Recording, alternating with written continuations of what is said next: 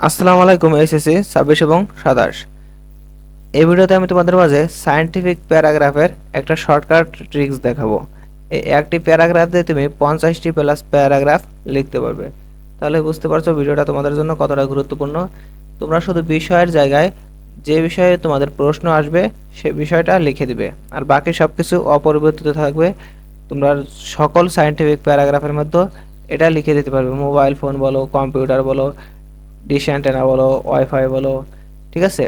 তাহলে তোমরা ভিডিওটা শুরু থেকে শেষ পর্যন্ত দেখতে থাকো, তোমাদের জন্য ভিডিওটা হেল্পফুল হতে যাচ্ছে। তো চলো শুরু করি। আমরা কি বলছি মনে রাখবা যে শুধু বিষয়টা চেঞ্জ করবে, শুধু বিষয়টা চেঞ্জ করে বাকি সবকিছুই অপরিবর্তিত থাকবে। তো চলো। মোট কত প্রকার প্যারাগ্রাফ? মোট 5 প্রকার: গুড সাইড, ব্যাড সাইড, হবি, সায়েন্টিফিক সাইড এবং গ্রেট পার্সোনালিটিস, অর্থাৎ মহান কোনো ব্যক্তিত্ব। এর আগে আমরা গুড সাইড, ব্যাড সাইড এবং হবি এই তিনটা শেষ করেছি। আজকে আমরা সায়েন্টিফিক সাইড নিয়ে আলোচনা করব। দেখো, সায়েন্টিফিক সাইডের মধ্যে কি কি গুরুত্বপূর্ণ: dish antenna, satellite, mobile phone, cellular phone, internet, computer, email এবং ইলেকট্রিসিটি। সায়েন্টিফিকের মধ্যে এগুলোই ইম্পর্টেন্ট। আজকের ভিডিওটা যদি শুরু থেকে শেষ পর্যন্ত দেখো তাহলে তোমার এগুলো পড়া লাগবে না এবং বাকি যেগুলো সায়েন্টিফিক আছে সেগুলোও পড়া লাগবে না। এই একটা ফরম্যাট দিয়ে তুমি সকল প্যারাগ্রাফ লিখতে পারবে। তো চলো দেখো শুরু করি। দেখো, we live in the age of science and technology. আমরা বিজ্ঞান ও প্রযুক্তির যুগে বসবাস করছি। আমরা কিসের যুগে বসবাস করছি? বিজ্ঞান ও প্রযুক্তির যুগে। With the help of science and technology we have invented many wonderful things. বিজ্ঞান ও প্রযুক্তির সাহায্যে আমরা অনেক আশ্চর্যজনক জিনিস উদ্ভাবন করেছি। Topic is one of them. বিষয় এর মধ্যে একটি। এখানে কি করবে তোমরা? যে কোনো সায়েন্টিফিক প্যারাগ্রাফ আসলে তোমরা এই সমস্ত লেখা একই থাকবে, শুধু এই যে বিষয় অর্থাৎ টপিক এখানে চেঞ্জ করবে। ধরো এখানে আসছে কম্পিউটার, তোমাকে প্রশ্ন বলছে কম্পিউটার নিয়ে লিখতে, তুমি এখানে শুধু কম্পিউটার লিখে দিবে।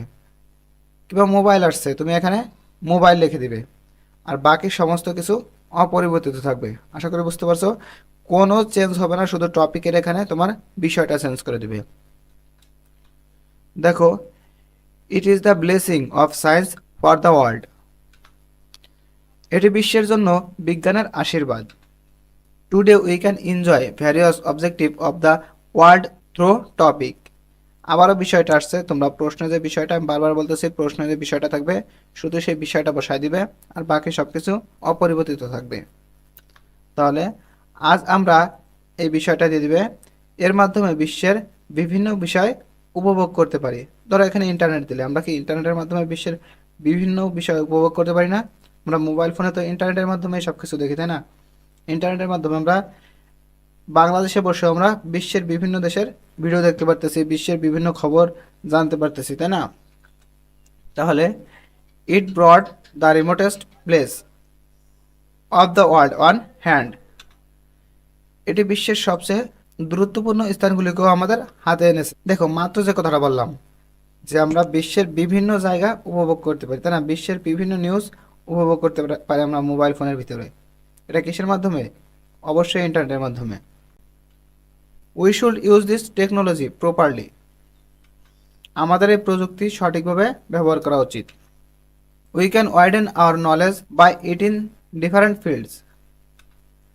এর মাধ্যমে আমরা বিভিন্ন ক্ষেত্রে আমাদের জ্ঞানকে প্রসারিত করতে পারি। টপিক আবার সে বিষয়টা দিয়ে দিবে, gives us A lot of opportunities and mainly influence more on young generation. বিষয় আমাদের অনেক সুযোগ দেয়, ইন্টারনেট বা মোবাইল ফোন যেটা বলো আমাদের অনেক সুযোগ দেয়, এবং এটি মূলত তরুণ প্রজন্মের উপর বেশি প্রভাব ফেলে। কি মোবাইল ফোন বলো, ইন্টারনেট বলো, এটা আমরা তরুণ প্রজন্মই কি বেশি ইউজ করি না? অবশ্যই তরুণ প্রজন্মই এটা বেশি উপভোগ করি।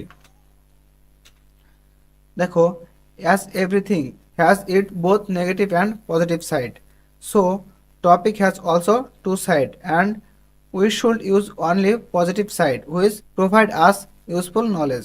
যেহেতু প্রতিটি জিনিসেরই নেতিবাচক এবং ইতিবাচক উভয় দিক থাকে, তাই বিষয় অর্থাৎ ইন্টারনেট বা মোবাইল ফোন যেটাই বলো এরও দুটি দিক রয়েছে। আমাদের অবশ্যই কেবলমাত্র ইতিবাচক দিকগুলি ব্যবহার করা উচিত, যা আমাদের দরকারি বা জ্ঞান প্রদান করে, তাই না? প্রিয় শিক্ষার্থীবৃন্দ, তোমরা এটা হুবহু লিখে দিতে পারলে আমি আশা করি তোমাদের ভালো একটা মার্ক আসবে। এবং তোমরা যদি এর চেয়ে বেশি লাগতে পারো, অর্থাৎ 2-1 লাইন মধ্যখানে ভরতে পারো, তাহলে প্লাস পয়েন্ট তোমরা ভরতে পারো। কিন্তু তোমরা 2-1 লাইন মাঝে দিতে পারছো না, তাহলে হুবহু এটাই কপি করে দেবে। আর প্রিয় শিক্ষার্থীবৃন্দ, আমরা আমাদের এই চ্যানেলে প্রত্যেক দিন তোমাদের পরীক্ষা শেষেই 100% সঠিকভাবে তোমাদের এমসিকিউগুলোর সমাধান করে দিই। তো অবশ্যই আমাদের চ্যানেলটা সাবস্ক্রাইব করে রাখবে। আর ফেসবুক থেকে দেখলে অবশ্যই ফলো দিয়ে রাখবে। আর আমাদের এই চ্যানেলে পর্যায়ক্রমে তোমাদের যত প্রকার শর্টকাট আছে, প্যারাগ্রাফ বলো, তারপরে ইমেইল বলো, লেটার বলো, সব কিছুর শর্টকাট দেওয়া আছে, তোমরা দেখে নিবে প্লেলিস্ট থেকে। আল্লাহ হাফেজ।